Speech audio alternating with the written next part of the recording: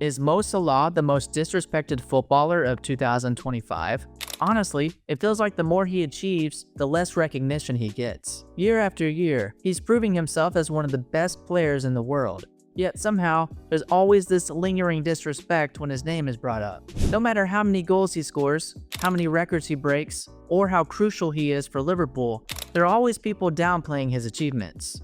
Now, is there a bias against Salah in the football media? Could Mo Salah be the most disrespected footballer in Premier League history? And why do some fans continue to call him overrated despite his consistent brilliance? That's exactly what we're breaking down today. If there's one thing we know about Mohamed Salah, it's that he delivers. Season after season, he's in the Golden Boot race. He's leading in assists, and he's carrying Liverpool's attack. Let's put some numbers into perspective. In 2018, 2019, and 2021, he won the Premier League Golden Boot. And guess what? He might just do it again in 2025. If he wins it this season, that will be the 4th time, making him the player with the most Golden Boot wins in Premier League history. More than Harry Kane, Alan Shearer, and Thierry Henry. That's legendary status right there. And yet, people still doubt him. How does that make sense? The football media has always had its favorites. Some players get hyped to the moon for doing half of what Salah does, while he gets overlooked.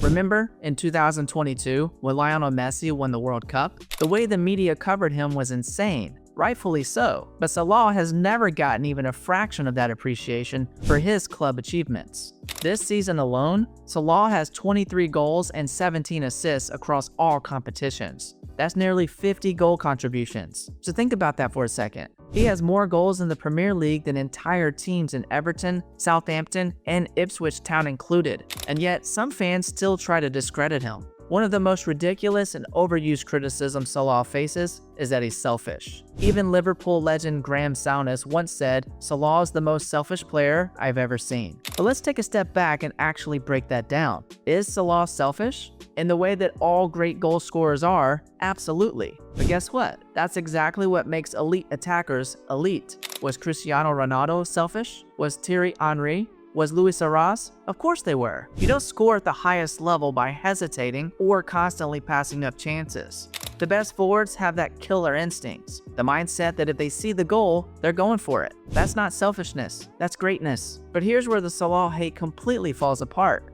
He isn't just a goal machine. He's also one of the top assist providers in the Premier League. This man isn't just finishing chances, he's creating them too. He's setting up his teammates, linking up play, and delivering clutch moments time and time again. If being selfish means scoring over 30 goals a season while still racking up assists, then every team in the world would kill for a player like that. The truth? Calling Salah selfish is just a lazy argument from people who don't want to give him the credit he deserves. Another tired and weak attempt to discredit Salah is the lazy claim that he's just a penalty merchant. Seriously?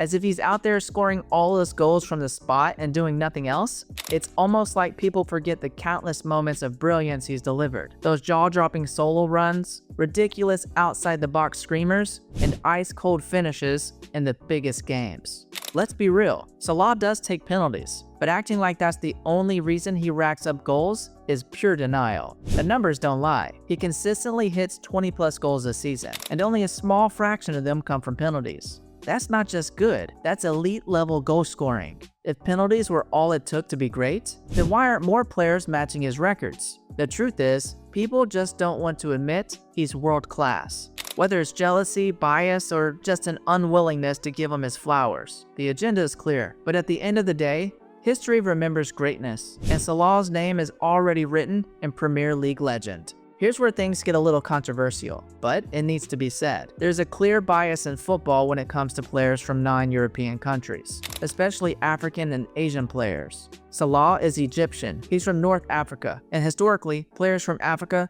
haven't been given the same level of respect or recognition as their European counterparts. Let's look at the Ballon d'Or rankings. Salah wasn't even in the top 30 in some years, despite having world-class seasons. Meanwhile, European players with worse stats and fewer trophies somehow make the cut.